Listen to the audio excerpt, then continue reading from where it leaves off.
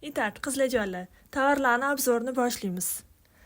Xo'p, birinchi SPFimiz RCSY brendidan shunaqa ta'sirchan yuzlarga mo'ljallangan SPFimiz bor.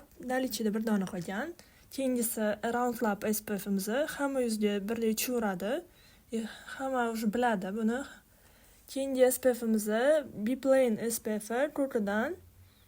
Prям mani favoritim, men ishlatganman o'zimni sinovimdan o'tgan, oqartirib ham qo'ymaydi.